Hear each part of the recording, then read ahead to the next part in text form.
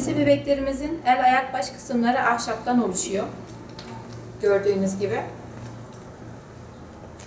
Bu ahşapları torna makinesinde işliyoruz. Bu da kafa kısmı. İskeletinde tel var.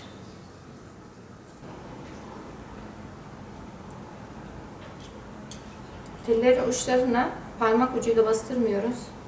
Parmak ucuyla bastırdığımız zaman ellerimiz zarar görür.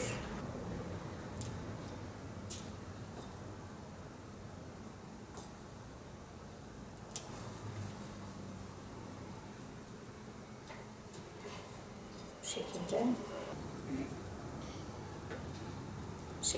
ayakta duruyor. Dünya birincisi olan Adıyaman halk oyunlarımızın kıyafetini bugün çalışıyoruz.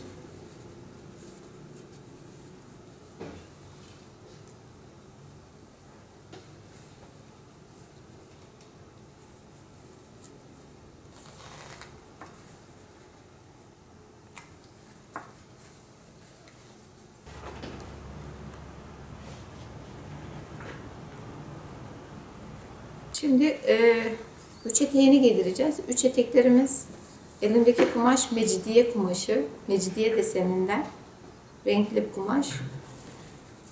Bu kumaşımız Adıyaman halk oyunlarında kullanılmış. Bir de zincirli sarı taraklı olan kumaşımız da kullanılmış. Bugün için mecidiye olanı tercih ettik.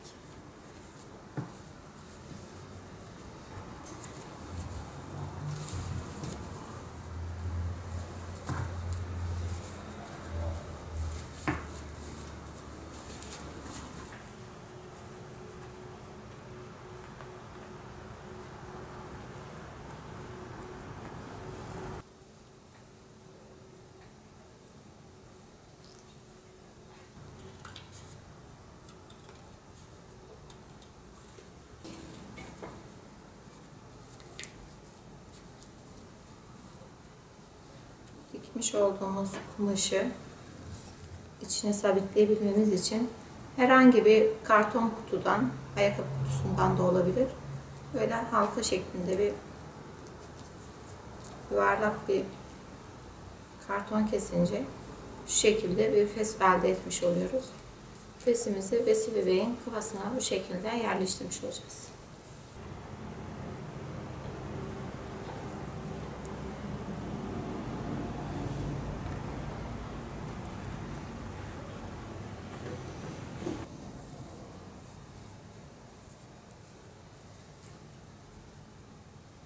Ömrüğünü yerleştiriyorum. Ömrüğü lacivert kumaş üzerine bal mumuyla baskısı. Bal mumunu önce beyaz kumaşın üzerine kalıp vuruyoruz. Kalıptan sonra kök boya lacivert boyayla boyanıyor kumaşımız.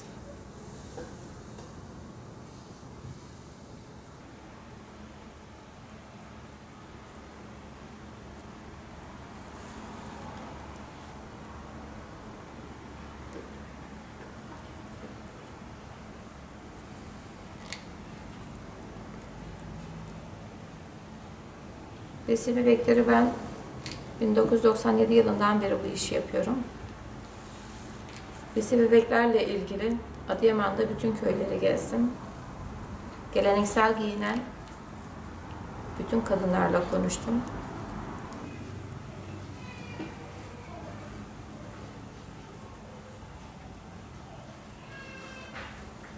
Arkada sıkı bir düğüm yapıyoruz açılmaması için.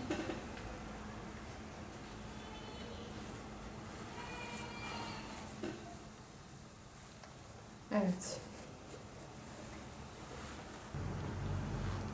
Çıkmayan bir kalemle yüz çizimi yapıyorum.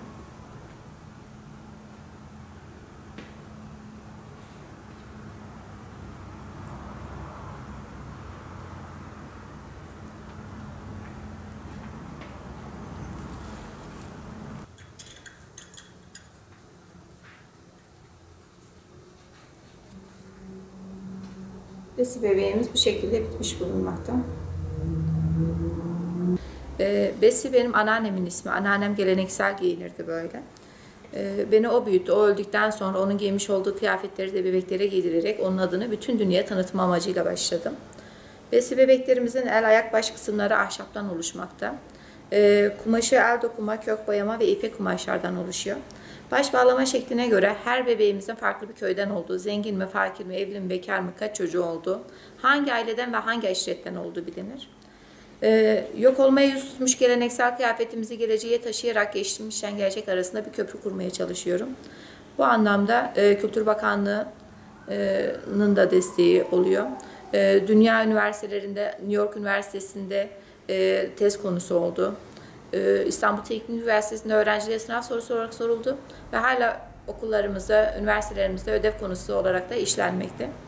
Satışlarımız il içi, il dışı ve yurt dışı şeklinde. Kültür Bakanlığı'nın dösü mağazalarında da satışları mevcut. Dünya ülkelerinde de satışları mevcut. Özellikle Uzak Doğu, Amerika ve Avrupa ülkeleri besi bebeklerimize çok yoğun ilgi gösteriyorlar. Bu alanda Kültür Bakanlığı bünyesinde de dünya ülkelerinin geleceğe taşınan en önemli ve en kıymetli kültürlerimiz arasında yer alıyor.